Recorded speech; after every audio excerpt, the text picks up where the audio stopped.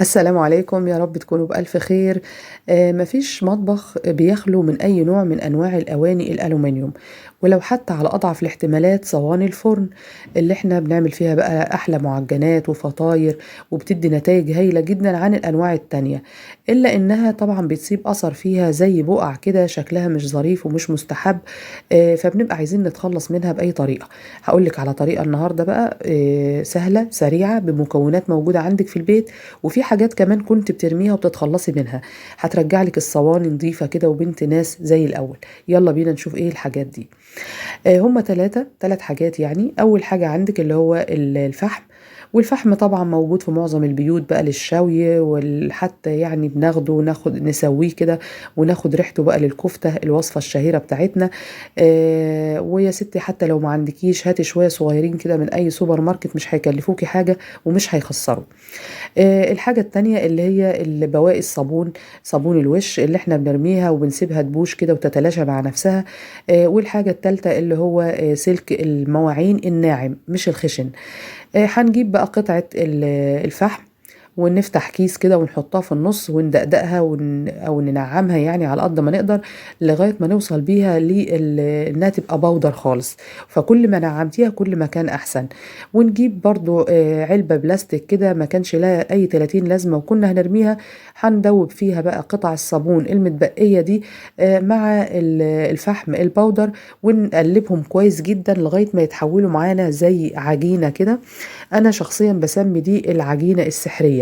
فعلا عجينة سحرية يا جماعة في تلميع الالومنيوم اللي عندك، سواء حلل سواء صواني، اي حاجة الومنيوم.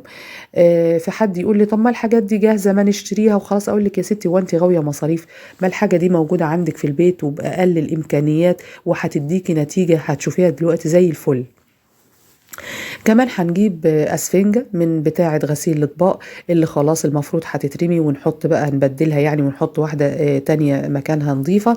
مش هنرميها، هنستخدمها بقى مع قطعة السلك كده، وناخد يعني كمية من المعجون بتاعنا ونبدأ ندعك الصينية. انا حد مش ضليع قوي للأمانة في دعك الصواني والكلام ده، لان انا رزق ايدي ضعيف، فده اقل مجهود يعني عملت بيه وطلع لي النتيجة اللي انتوا شايفينها دي.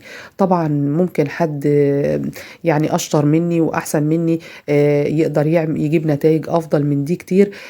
ربنا يديها الصحة والعافية، اللي تقدر تعمل وتجيب نتائج احسن من دي طبعا. الا ان هي في الحقيقة هي كانت مرضية بالنسبة لي وقضت الغرض، وكانت يعني زي ما انتم شايفين كده ظريفة جدا. وكمان انا بوريكي هنا حتى جوانب الصينية زي الفل. ما تشوفوش دي لان دي مكان الليبل بتاع ماركة الصينية مش راضية تطلع ابدا الظاهر ماركة اصلية قوي يعني. بس يا ستي، فادي الشغل بتاعنا النهاردة. وصفة سهلة سريعة. شايفين الصينية قبل ما تتغسل هي مغسولة، بس طبعا مش مدعوكة بالسلك. وبالوصفة بتاعتنا شايفين قبل وبعد عاملة ازاي. وصفة سهلة جدا، مكونات اقتصادية موجودة عندك، وحاجات زي ما قلت لك كنت بتتخلصي منها وما انتش محتاجة لها. هترجع لك الصواني بتاعتك والحاجات بتاعتك زي الفل تاني. يا رب إذا الوصفة عجبتكم تشتركوا في قناتي على اليوتيوب مطبخ أماني شتا، وما تنسوش بقى اللايك وتشيروا الفيديو كتير علشان خاطر برضو الناس تستفيد منه. ويبقى يعني تدعوا لنا دعوة كده بظهر الغيب، ربنا يتقبلها إن شاء الله.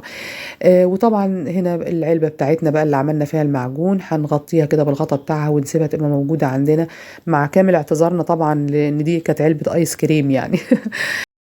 والوصفة الجاية إن شاء الله هتكون مع ملمع للستانلس. مع السلامة.